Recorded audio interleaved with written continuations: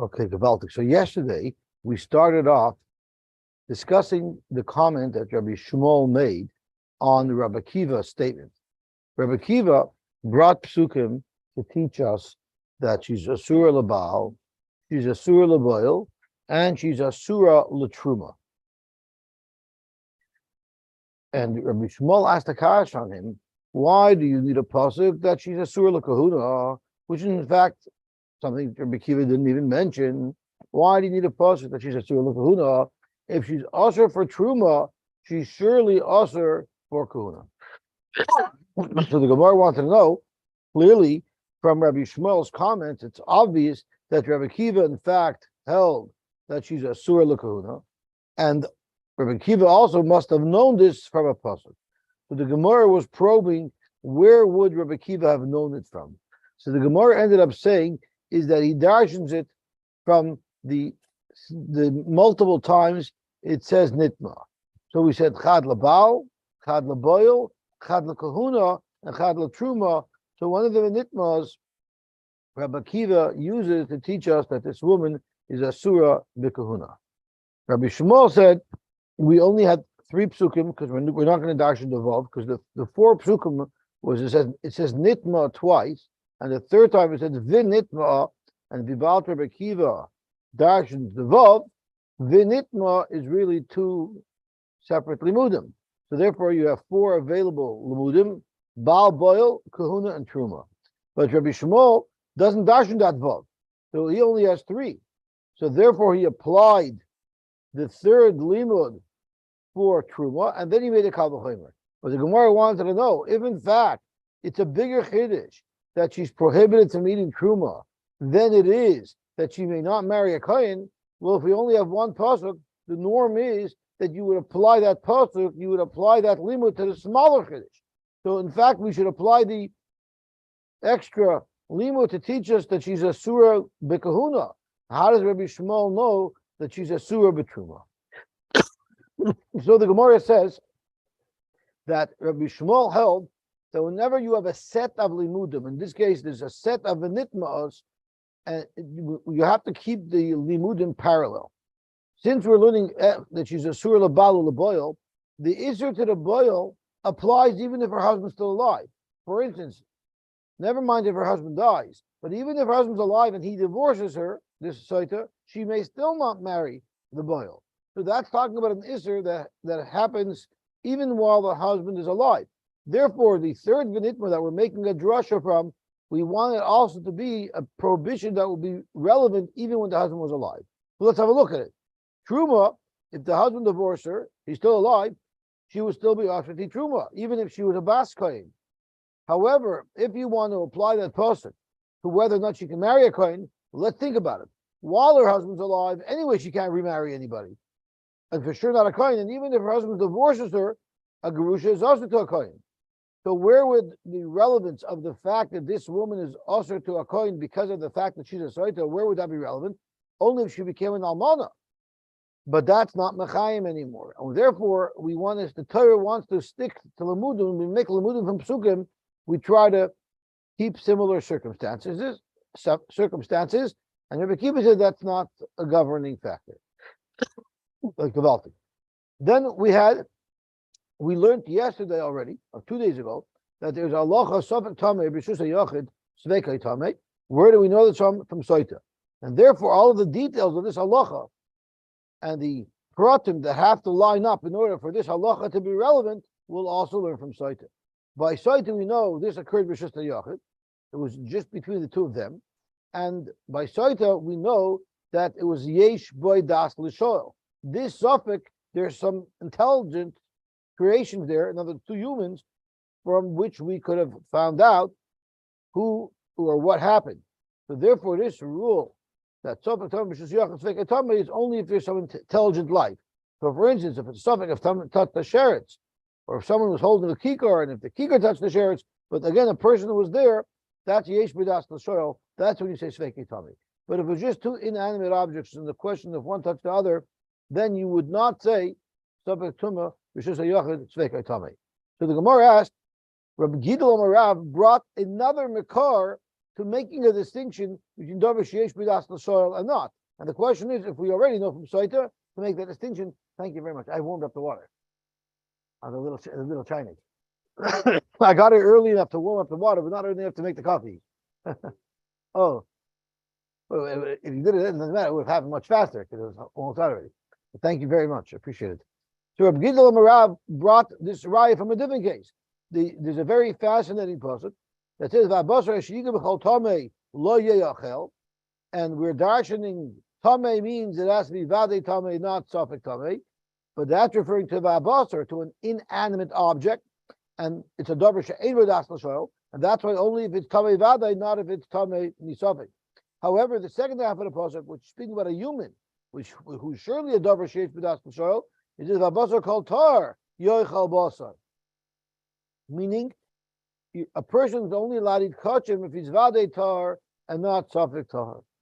And therefore, you have a raya that when you talk about humans, it has to be vadei tar, a safek tar would be tamei because of the rule of safek tar b'shusiyachid tamei when it's yesh b'das l'shoel, when there's a human involvement.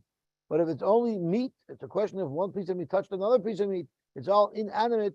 That's davar she'ein b'das l'shoel. There only if it's a vadai tamei will it be tamei, not a safek.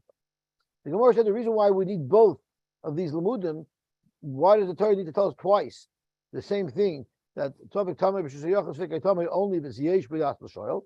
The teretz is we wouldn't know if it was a rishus hayachid if it wasn't for the fact that we know from Sotah. Sotah is where we learn the distinction that this safek Tuma being considered tamei, that we know that there's such a halacha is only in the circumstances of Sotah, meaning when it's secluded, when it's rishus hayachid or rishus harabim.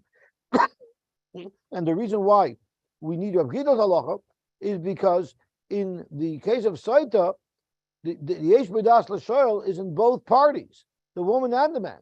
You might think that it's only tamei if it's a yesh b'das l'shoel on both sides. What if it's a human and a sheretz? Well, the sheretz is a b'das l'shoel. How do you know that that's also considered yesh b'das l'shoel? And we would be machmer in that case and say sfekei tamei. We know it from the pasuk of the basar kol tar yochal basar. The basar, the subject of the issue is the basar. The person is there's only one person involved, and even that's considered yesh b'das l'shoel, and we will say sfekei tamei. Okay. Then we had another char. Then we went on to a new subject. The Mishnah discusses all of the fascinating things that happened on the day that Rabbi Eliezer when Azariah became a Nasi. So one of the things that they darshaned is that a sheni is oises shlishi even by chulin. We know, we pass now, we fear is sheni oises shlishi only for truma, and shlishi oises revi only by kochim. But Rabbi Kiva had a drasha that sheni oises shlishi even by chulin, and the drasha was, it says lagabe klicheres, klicheres. Asher, let me look up the pasuk itself so I don't stumble on it. It says in the pasuk,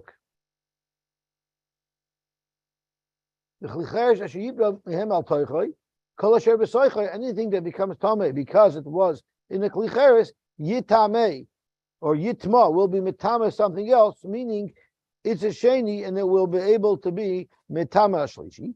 The Gemara said that Rabbi Yochanan Zaki said, "Oh, halavai, I knew such a limud, but he didn't know such a limud. Rather, he knew that by truma shlishi is tamei, and by kodesh revi is tamei. How did Rabbi Yochanan ben Zakkai know that?" So the Gemara says he knew it from a kal v'chomer. What was the kal v'chomer? Ma dechatful yoim, meaning somebody who went to the mikveh and he's waiting for nightfall. Shemuta b'chulin, he is allowed to touch and eat ma'aser sheni. Nevertheless, pasal b'truma or poisel b'truma. If it's full yoim, who we consider a sheni, touches truma, he makes it pasal. So therefore, kikar sheni shepasal b'chulin. If you have ma'aser sheni that is pasal with a tuma sheni, you can't use that ma'aser sheni anymore. So you see, something that's a sheni l'tuma is pasal for chulin, which we're referring to ma'aser sheni. When the Gemara says chulin, einadin, surely sheyasa shlishi b'truma, it should be able to make a shlishi b'truma. Now, this Yasa Shlishi with Truma is a little bit more than what we see by Tfil Yoim. All we see that by Tfil Yoim is that Tfil Yoim is not allowed to eat Truma. We don't see that a Tfil Yoim could make a Shlishi. So therefore, we're actually pushing with this Kal V'chomer further than what the source, than what exists by the source. And that Rashi told us is normally when you make a Kal V'chomer, you cannot extract more from the source than exists at the source itself. You can't say that Sheni Yosy Shlishi when you don't even see that by a Tfil Yoim. But if you didn't say that, there would be no Kal V'chomer to be made at all, because what else are you going to learn from it? Then you don't say Dayoy. Normally say Dayoy Lavai Minadin Liyos Kanidain. It's enough if you just learn from the source what the source has and apply it to what we're learning. But to learn from the source something even more than what exists at the source, you don't normally say that unless it would eliminate the Kal V'chomer. If you didn't, and that's what this case is. Zok to Gemara, Ikal Mifrich, there is a way to slug up the Kal V'chomer, because maybe the reason why Tfil Yoim is a problem with Truma is because Tfil Yoim could initiate from an Avatuma.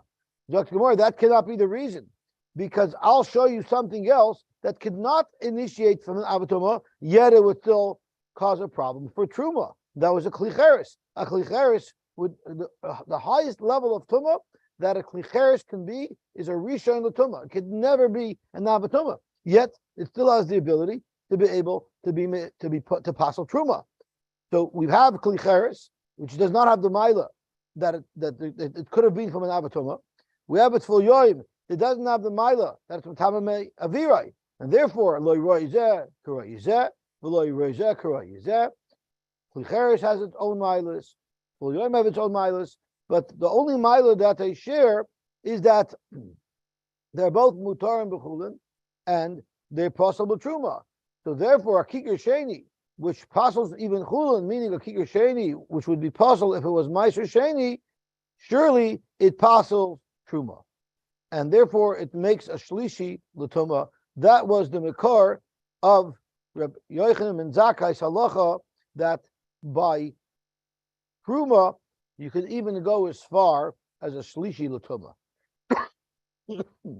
Now, Rabbi Yochanan ben Zakkai said, Oivei, in future diaries, they're going to discard my halacha that Shlishi L'Tuma is Pasal's Truma. What would they argue? What argument could they possibly make that they would now reject what Rabbi Yochanan ben Zakkai said? This is a beautiful matzad.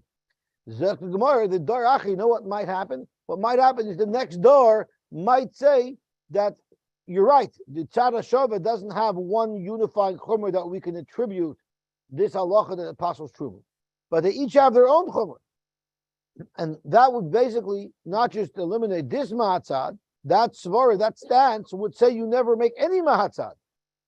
And Rabbi Yochanan ben Zakkai held that no, we do say Tzad HaShava, we do make a mahatzad, we do mahamatzinus all the time, and therefore you cannot ask the kasha if each of the two things that you're learning from have their own individual chumrah, unless it's the same chumrah that you find by all of the items that you're learning from, by all of the sources, you will darshna matzah. Okay, gewaltig. Then we needed to know, once we're on the subject, we mentioned that you have shlishi l'tuma by truma, but by kachim, you even have a revi l'tuma. How would we know that? No matter how you know shlishi l'tuma, whether you have Rabbi Kiva drasha, whether you have the Kal V'chomer of Rabbi Yochanan ben Zakkai, but Revi L'Tuma is not mentioned in the Torah, how would we know that?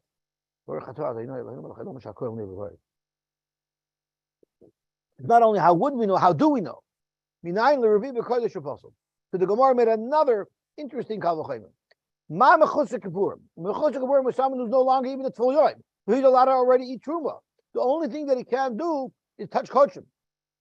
So Mama Chutz Kippurim Shemutter B'Truma. Nevertheless, he's possible b'kodesh, and there's a guess who he's possible b'kodesh. And the Chutz Kippurim who touches kochim will ruin the kochim.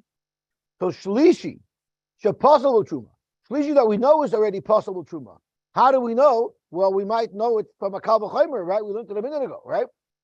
So Shlishi. It's like a building block. We're building upon the information that we have. through a kal v'chomer will be already established the shlishi pasal truma. Eino din sheyaser revi b'kodesh. Surely the shlishi should be able to make revi b'kodesh. If mechusar kapurim could pasal kodesh, surely a shlishi should pasal kodesh. Now, that's it. There are two different things. Because that's a very good point. I'm happy you brought up that distinction because I was struggling with that. There's a mechusar kapurim pasal kachim if he touches it. That we know. So therefore, we have to argue that a shlishi, which is more chomer than a mechusar kapurim, should also pasal kachim if you touch it. The problem is, in what mechanism could we possibly use to say that a shlishi should pasal kachim? What mechanism? So you have for the Torah that among Torah that a mechusar kapurim can't touch it. It could be any mechanism. It could be ishav heter, whatever it is. But how could you make a kal v'chomer that a shlishi l'tuma will disqualify kachim? Through what mechanism? I guess Tuma is the only mechanism to use. That's how I understood it. But that's something like good order. How could you bring me a raya in levels of Tuma from a mechusar kapurim that passes kachim and it might not even be due to a Tuma? But even though it's not directly due to a Tuma, it is due to a Tuma because the mechusar kapurim is someone who's coming off his Tuma. So it is a Tuma related Tuma. But I was struggling with that.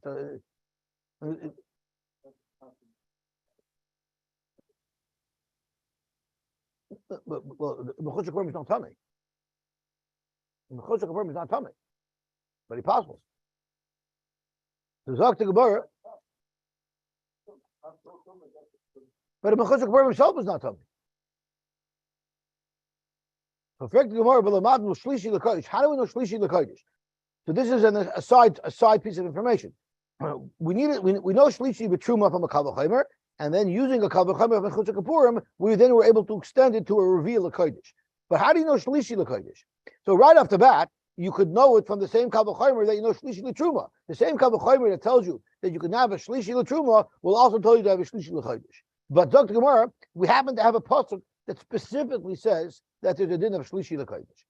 How do you know that? We'll see in a second. And the revi was the kal v'chomer that we just mentioned from Rabbi Yosy and mechusar kapurim. Where's the pasuk that specifically says shlishi l'kodesh? It's v'abasar sheyika b'chol tomei lo yeyachel. The basar that touches tuma, any type of tuma. It doesn't say what type of tuma, which means the minimum tuma that we know for sure is mentioned in the Torah is sheni l'tuma, which means if a basar kachim touches sheni l'tuma, it cannot be eaten. So what's the minimum tumah that it could have touched? Was a sheni. If it touched the sheni, it became a shlishi. So basically, you have a pasuk that says black and white that basar kodesh, that's a shlishi l'tumah, is pasuk. That we know without a doubt. With a kal v'chomer, with a pasuk, and using the kal v'chomer of Rabbi Yosy, we extended kachim to even become pasuk with a revi l'tumah. Now, there's a lot of raid and shittas about how do you get to revi l'tumah? Did it have to start with a rishon l'tumah that was also kachim, and then the kachim that's a rishon will make a sheni, and the kachim that's a sheni will make a shlishi, and kachim that's a shlishi will make a revi? Or what if the rishon was chulin, and it made the sheni into chulin, and then the sheni chulin made a truma into shlishi? Now could this truma shlishi make kodesh into revi? That I'm not sure about. It's possible that this whole sequence will only work if it was kachim from the beginning. So there's talk about that. But we're going to assume, I'm sorry?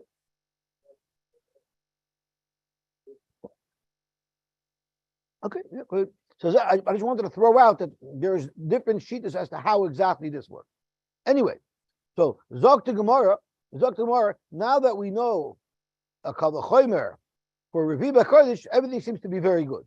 However, the problem is we have an upshlag to the kal v'chomer. And this is where we left off yesterday. Rabbi Yochanan said that we have an upshlag to the kal v'chomer, and in order to understand this, it was only the upshlag on the kal v'chomer is only if you hold like a certain shita in a three-way machlokes that the Gemara shares with us now. So let's once again learn the three-way machlokes, and then we'll backtrack to why, according to one shita in the three-way machlokes, we'll have a problem. And then you can ask, if I only have a problem with one shita of the three-way machlokes, so let's not hold it like that shita. Let's hold like a different shita. So the Gemara is going to show, no, we need to hold like that shita, and that shita is a problem. So let's see what it says. The Tanya, Abba Shaul said, Vul Yoim, what if you have a Tful Yoim? So a Tful Yoim is somebody who's coming off a Tuma, he toibled, and now all he has to do is wait till nightfall. Tful Yoim is the person with which we started the whole sugya. That's the makar of the Kal V'chomer, that there's such a thing as Shlishi B'Truma, right? We said, Madachal Tful Yoim, who it can eat Ma'asher Sheni. Nevertheless, if he touches Truma, he's going to passel it. And we thought it Tful Yoim has it in a Sheni at first. So therefore, Kol Shekain, if a Sheni touches Truma, it'll passel, making it into a Shlishi. That's the Tful Yoim we're talking about. So Tful Yoim, even though Midaraisa Tful Yoim is a Sheni, like we've been saying all along, but the Asu Chumra, Chachamim Asu Chumra by Hektish, that if a Tful Yoim touches Hektish, if he touches anything else, he'll make it into a Shlishi. But if he touches Hektish, then we treat him like a Rishon, Chila L'Kodesh. If he touches Hektish, if he touches anything else, he makes it into a Shlishi. But if he touches Hektish, he makes it into a Sheni. That's the Chiddush of Abba Shaul. It's a Chumra Gedolah. That Chiddush of Abba Shaul is not really what we need. Even the basic understanding of Abba Shaul, that a Tful Yoim is a Sheni, that's good enough for us. But let's go through what the steps are according to Abba Shaul. According to Abba Shaul, if you're at Tful Yoim and you touch Kodesh, that Kodesh becomes Sheni. If that Kodesh touches another Kodesh, the other Kodesh will become Shlishi, right? And then he says, the lift soil echad. And even after that Madrega, if it touches a third piece of Kodesh, it's going to make the third piece of Kodesh into a psul because of a V. So Abba Shaul is saying that there's a Midaraisa, Tful Yoim is a Sheni, but Midarabanan, we're machmer, if he touches Kodesh, the Kodesh becomes a Sheni.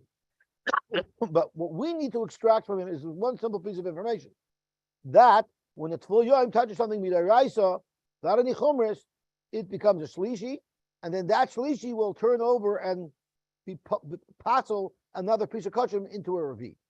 Reb Meir says, Mitama echad upaisel echad. Reb Meir says, I don't have any extra chumras in kachim. I treat it like what you treat the deraisa. So we both agree, Reb Meir and Abba Shaul both agree that midaraisa for sure, a Tful Yoim who touches kachim will make it into a shlishi, and if that kachim touches another piece of kachim, it'll pass on the next piece of kachim as well by making it into a reed. That is the sheet I want to focus on. The Chachamim, no.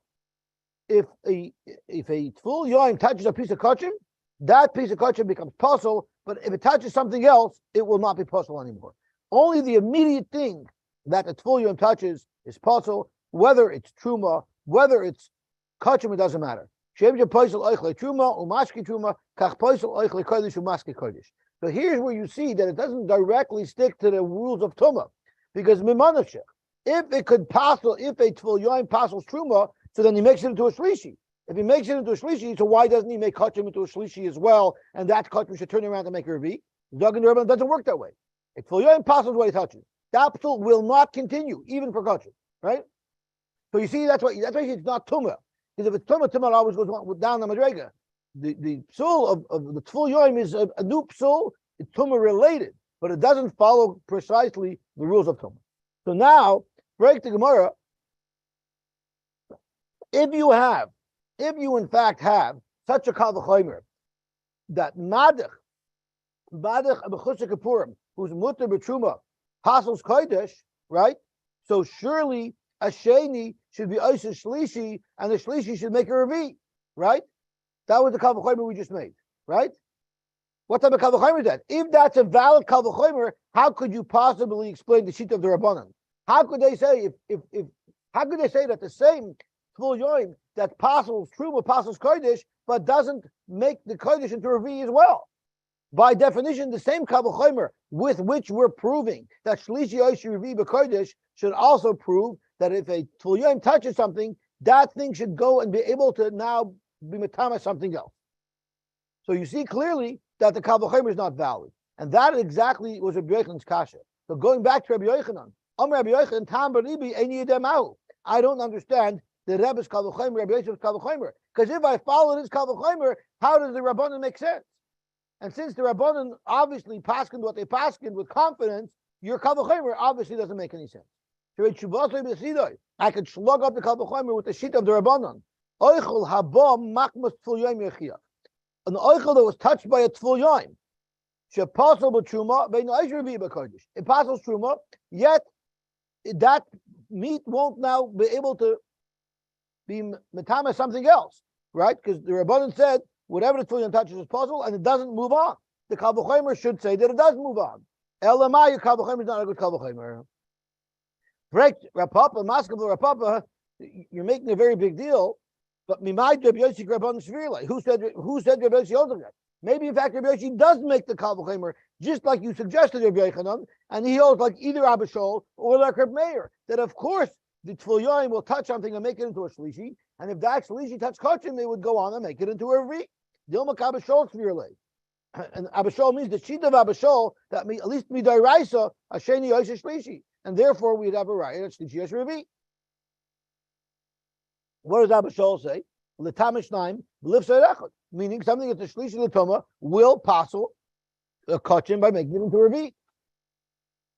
Dr. Gilmara, it's impossible that Rabbi Yosy holds like Abba Shaul.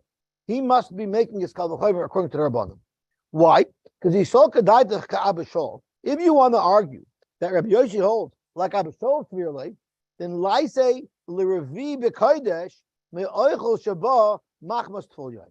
Now, according to our logic, oichel shaba machmas tful yom, you should be able to make a Kal V'chomer Muneu Bei that the oichel shaba machmas should make a Revi. And let's use oichel haba machmas tful yom to bring a raya that there's yesh Revi b'Kodesh.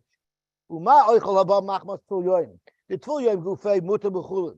Nevertheless, Amrit Oisur Revi b'Kodesh, Ma'adech Oichel Haba Machmas Tful Yom, which is exactly the subject of the machlokes between Abba Shaul and the Rabbanan, where Abba Shaul says that it's Shlishi Oisur Revi b'Kodesh, the Oichel Shlishi, food that's a Shlishi itself, Haba Machmas Sheni, that became a Shlishi. You know why? Not because it touched its Tful Yom, but it actually touched a real bona fide Daraisa Tuma Sheni. The Sheni Gufei also b'chulin. The Sheni itself is also b'chulin. Ein oidin she'oisur Revi b'Kodesh. You have a perfect Kal V'chomer here. Now, why is that better? Why is that better? Rabbi Yosy has a Kal V'chomer from Mechusar Kippurim, and you're saying you should have brought the Kal V'chomer from the case Gufa of Abba Shaul. Why is it any better? Zok Rashi, you know why it's better? Because if you bring the Kal V'chomer from the case of Abba Shaul, you're also Agavorcha saying I pass like Abba Shaul. So why would Rabbi Yosy use a Kal V'chomer which doesn't show the full extent of his shita? Let him use a Kal V'chomer that will also demonstrate that I pass like Abba Shaul. So he should have used that Kal V'chomer better.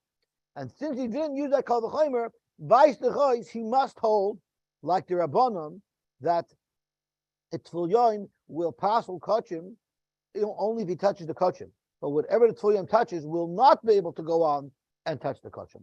So if that's the case, clearly he doesn't hold of this Kal V'chomer that Shlishi should be Yosher Revi. So by the same token, he cannot hold of the Kal V'chomer from Mechusar Kippurim that Shlishi Yosher Revi by Kodesh. Gewaltig. Zog to Gemara that the whole Kal V'chomer is not a good Kal V'chomer. How could you make a Kal V'chomer from meat that a Tful Yom touched? And from there you want to prove that everywhere a Shlishi L'Toma can make a Revi. You can't say that. Remember, we had by the original Kal V'chomer of Tful Yom to make a Shlishi B'Truma. The Gemara had a pircha that there's a special Chomer that Tful Yom has, that the Tful Yom came from an Abatuma. He was once upon a time, he could have been an Abatuma. He could have been a Tumas Mace. And the Tful Yom is basically as he's winding down his Tumas Mace. So that's why he could make a Shlishi. But how do you have a ride that a Sheni could make a Shlishi or a Shlishi could make a Revi? That kasha that we asked at the top of Amud Beis by Chavtef Beis, Rabbi Yosy doesn't hold that kasha. You know why? Because where did Rabbi Yosy make his Kal V'chomer from? He made a Kal V'chomer from Mechusar Kippurim. He seen him in Mechusar Kippurim. Mechusar Kippurim also came from an Avatuma, and he didn't have that kasha.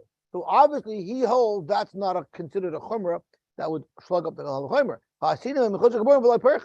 So because of that, it's clear to us that Rabbi Yosy does not hold of the Rabbanon The Pesach does not hold of Abishol. He does hold of the Rabbanon, because if he held of Abishol, he would have made his Kal V'chomer differently to demonstrate that he holds a Abishol. Since he didn't, he holds a Rabbanon. If he doesn't hold a Rabbanon, then he can't hold it a Kal V'chomer, because the Rabbanon, basically, the Rabbanon by definition doesn't hold it a Kal V'chomer, because they're saying that the Tvil Yoim passes Truma, it passes Kochim, but the Truma that it passes will not be able to turn around and then pass the Kochim afterwards. Okay, Gabalta. Amar Basi, Amar Rav. Now we're out of the very complicated sugya.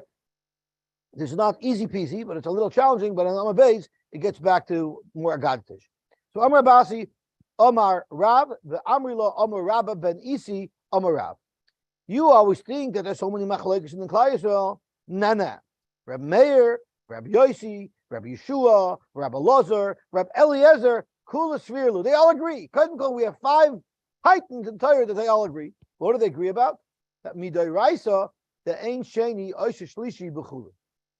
We only know one Shita who by Chulin holds Sheni, Oisha Shlishi. And that was Rebbe Kiva. That was Rebbe Kiva who darshaned in our pasuk.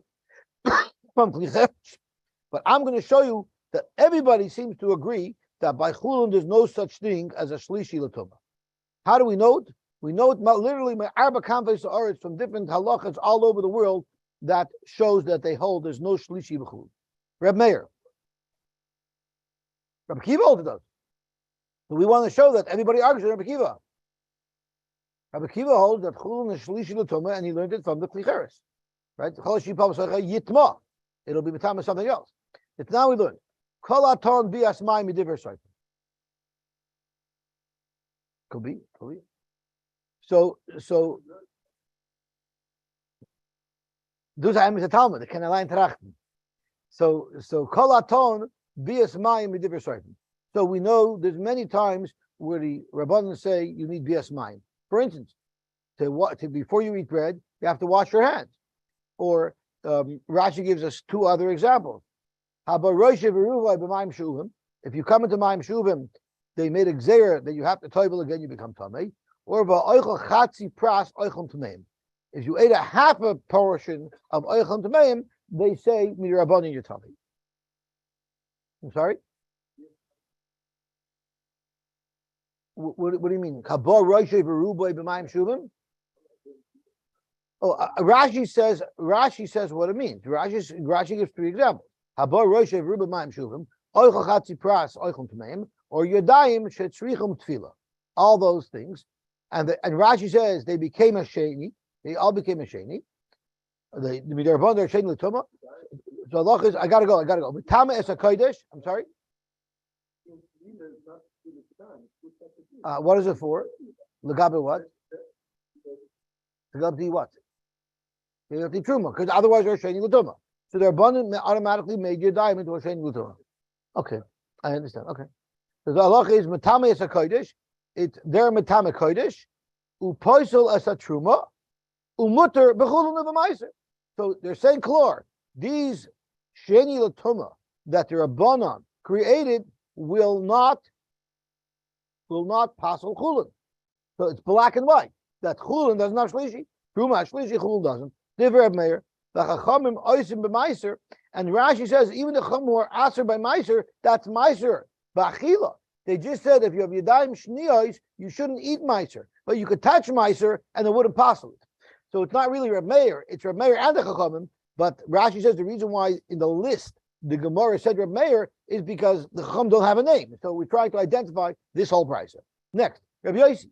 Reb Yosy also holds there's no such thing as shlishi by chulun. Hadamorin are very machlokes, right? He brings a raya from a Kal V'chomer that you have shlishi b'truma, but you definitely don't have a shlishi b'chulun. He keeps on saying Tvil Yoim katach chulun mutter b'chulun, right? Dim isay, if Rabbi Yossi held that in fact there is such a thing as shlishi midaraisa l'tuma but chulun laisa l'revi b'truma v'chamishi b'kodesh. All of these Kal V'chomers was a springboard. If a Tvil Yoim could do this, so the Nasheni should do even more because of the diode. So kum techois, if midaraisa shlishi b'chulun will be tamei, so then I would say madachat Tvil Yoim, who is mutter b'chulun, is going to be aser. It messes up truma. Surely a sheni will mess up truma, But now we're going to have to say that a sheni will mess up truma even to a revi, because even chulin can become a shlishi. So by the same logic as Rabbi Yosy, if in fact he held that by chulin you can have a shlishi l'tuma, it would extend truma to revi l'tuma, and it would extend kachim to chamishi, and that doesn't happen. So that's how we know by chulin there's no shlishi. Rabbi Yeshua Ditnan, Rabbi Elazar Omer, kol ha'oichel rishon rishon. Rabbi Elazar holds if you eat oichel, and Rashi tells us it's referring to a derbanon, if you ate a chatzi pras me oichel rishon, you ate a half a portion of oichel that it was tumas rishon, nasa gufoy rishon l'tumah midrabanon. There's a derbanon that makes his guf rishon l'tumah. Normally, if you came in contact with tumah, you should be the next level down. But they made it so if you ate it, it makes you into the same level of tumah as what you ate. Sheni, and shlishi would be a shlishi.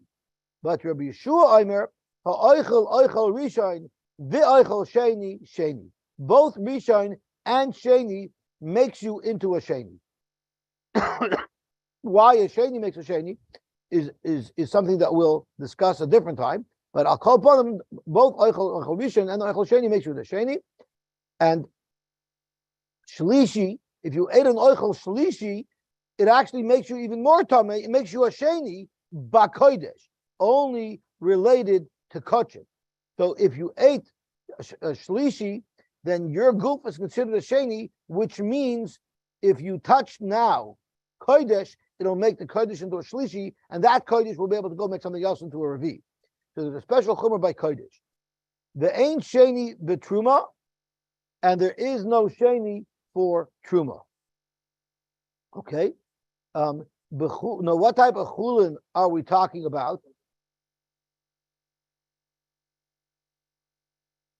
That if you ate truma, you would not. If you ate oichel shlishi, it would not make you a sheni legabe truma. So if you touch truma, you're a shlishi. You wouldn't pass over the truma. Only if you touch kodesh, right? Now, but this only applies. How did you eat this oichel shlishi? It's bechulin shenasu al tyrus truma. What type of chulin could you eat that if you ate a shlishi of it, you'll become a sheni l'kodesh? The type of chulin that you have to eat, that if you ate it, it will make you into a sheni, is chulin shenasu al tyrus truma. Rashi says not al tyrus kodesh, because since it wasn't normal for people to eat their things al tyrus kodesh, it will be bought to daitoi. But people who were kaihanim were makbid to eat all of their chulin on the same level of kedusha as truma, so that they should be used to it, and that they should never have a problem with tumah in their household. But it's only a problem of a shlishi if you're eating it al truma, al chulin shenas al tyrus truma, but al tyrus ha truma in al tyrus ha kodesh loy, but not al tyrus ha kodesh. Why? Alma kasaver ein sheni oishes shlishi b'chul. Tyrus ha kodesh is as if it's nothing, as Rashi says. Tyrus ha kodesh is nothing because no one does that. There's actually girses that change the Gemara that say al tyrus ha truma in al tyrus chulin loy. But Rashi says you could justify the nusach of al tyrus ha kodesh loy, because tyrus ha kodesh you think is a higher level, it's actually a lower level, because shamatvis chulin l'tyrus kodesh but l'daita ben b'dvar klum, and it's nothing. So basically, what the Bryce is telling you inadvertently is that if you eat something al tyrus truma, shlishi will be tamei. But if not al tyrus truma, shlishi will not be tamei. Al makasavar ein sheni oishes shlishi b'chul. So that was Rabbi Yehoshua. And Rabbi Elazar, the Tanya. We have a Bryce that shows Rabbi Elazar holds there's no such thing as a shlishi b'chul. The Tanya Rabbi Elazar Omer, shlostan shavim. Harishon shebekodesh v'shebechulin v'shebetruma. All three, chulin, truma, or kodesh, if you have a rishon l'tuma, mitamish naim upoisel echad. So remember, I discussed with you earlier that some people hold that you could only have a revi b'kodesh if the rishon was kodesh. But here the Bryce is saying shlosh and shav. Excuse me, everybody agrees. I'm sorry, all three of them are the same. Is what Rabbi Elazar holds. Rishon l'tuma of kodesh, rishon b'tuma of chulin, and rishon b'tuma of truma, mitamish naim, meaning it can make a sheni, which will then make a shlishi, upoisel echad, which will then make a revi. The Tamishnaim upoisel echad bakodesh, because kodesh goes as far as revi l'tuma, or metama echad upoisel echad b'truma, or for truma it will make the rishon will make a sheni, and so that's metama echad, and that sheni could make a shlishi by truma, but it stops there. So that's metama echad upoisel echad, and by chulin upoisel echad. If you're a rishon and you touch something, it makes it tamei for chulin, but it stops there. So black and white, the thing that the end of the line for chulin is sheni, shlishi is not relevant when it comes to truma, when it comes to chulin, that is. And then we have Rabbi Eliezer, that's none. Rabbi Eliezer Omer, chala nitelas minatayr latzmei. What happens if you have a dough, and the dough is tamei? Now you have to. The law is that if it's tummy, the challah is useless because the challah just has to be destroyed. But there's a gzeira. What happens if you're a chayadur and you wanted to get out of giving challah, so you purposely were matama a dough? There's a knas that you still have to take off challah. So the question is, how do you take off challah from a tummy dough? You're being matama to truma right away because challah has a din of truma. So how do you do it? So Rabbi Eliezer says, I have a perfect eitzah how you can take off challah from a dough that's tamei, and the challah will be tahar. Sounds almost impossible. Zok Rabbi Eliezer, I'll tell you how you do it. Challah nitelas minatayr latzmei. What do you do? Ketzad. First, you make a second dough that's going to be tahar, and now you have two doughs that are side by side, not touching. They're side by side. Ketzad shtei isos achas tahira the achas tameya. And what you do is the tahira you also haven't yet taken challah from, so it's also tevel. Now. So the simple thing will be is I'll take from this tevel to pater up that tevel, but you can't do that. So the halacha by challah is that the dough from which you're removing challah has to be connected. In other words, you can't have two different doughs and take challah from one dough to be moed to the other dough. It's not like pears where you can take from this barrel for that barrel. It has to be one dough that has to be touching. So how in the world, if they're going to be touching, even if you hold that let's say the dough that was tummy was a sheni l'tuma, and you put another dough near it, it won't. If chulin doesn't become a shlishi, there's no problem. It's not touching, right? But the problem is when you cut that challah off, now that piece of challah became truma. That could become a shlishi. So we have to figure out how we're going to do this, where the challah will not become a shlishi l'tuma, because challah has the status of truma. How are we going to cut it off where it's not going to become a shlishi l'tuma? So, I'm sorry? That's not good enough. It has to touch. So, Zok to Gemara, Ketzad, Shtei Isos, Achas Torah, Achas Tameya. You have two doughs, one's Torah, one's Tamei. And what you do is, Noitel Kedei Chala, Me'isa Shaloi Hurma Chalasa. You take a piece from the Tahor dough that would be big enough to pater the Tamei dough, Benoisen Pagos Mikabeya Be'emtza. So you build like a snowman. You have your big dough, and then near it, without touching, you put the dough that you plan to use for the challah, and then in between you take a little ball of dough to connect it to. So now you're protecting the third piece of dough from becoming tamei when you declare it as being challah. So what are you doing? Sure, the moment you take that third piece away, you're making it challah, so it's truma. So how come it's not becoming tamei? The teretz is very simple, because a piece that's less than a kabeya cannot transmit tumah. So therefore, since there's a little piece in between, the link that joins the big tamadik challah with the big tamadik kikar, I don't want to use the word challah; it's going to be confusing. The big dough is only linked to the piece that we're making it the challah, that we're making it the truma, by a small piece that's pachas mikabeya. If it's pachas mikabeya, it can't transmit tumah. So therefore, it's touching, yet it won't be able to become tamei. Beautiful, simple solution. It could become tamei if it would become. It might be able to become tamei if chulin could become shlishi l'tuma. It might be able to become tamei. But what this way for sure, the challah won't become tamei. You have three pieces. You have the big piece, the connector, and the challah. The connect, yeah, for the Torah. The connector actually specifically comes from the Torah. Correct. Good point. And then it attaches the top. About the actual stickle, I don't care once the dough starts the connection. It doesn't make it like one piece. Right. It doesn't make it like one piece. The Chachamim The Chum say, Oishri. No, that wouldn't work. The Chum don't like that. The Tanya, we learned the Brisa that little piece, it does not have to be smaller than the Kabeya. It could even be a Kabeya, which means it could transmit Tuma. But we're not worried. You know why we're not worried? Even if that transition piece is going to be a Kabeya? Because think about it. What will that become? It will become a Shlishi. Can it become a Shlishi? No, it's Chulin. So therefore, you have a raya from here that you cannot have Shlishi by Chulin. So to bring our raya, we think Idi v'Idi v'Isa Rishoida. Let's say it's speaking that the Isa that was Tamei wasn't Sheni L'Tuma. Even if the Isa was Rishon L'Tuma, right? Now, if the Isa was Rishon L'Tuma, it would be able to make the little piece in between, even if it was a Kabeya, it would make it into a Sheni L'Tuma. But is there any danger in Chulin touching a Sheni L'Tuma? There's no danger at all, because there is no stick to Sheni L'Tuma. You have to say, you might say that if I didn't take off challah from it, so it's tevel, right? If it's tevel, it's truma v'chulin murabin zebezeh. So that should also become a shlish l'tuma.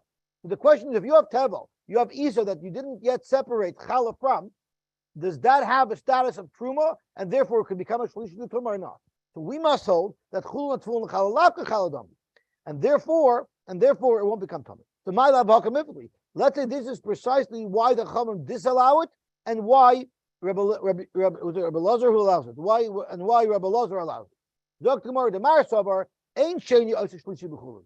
Let's say Rabbi Lazar holds ain't sheni oisish shlishi b'chulin, which is the raya that we're trying to bring. And in sheni doesn't oisish shlishi b'chulin, that middle piece will not infect the final piece.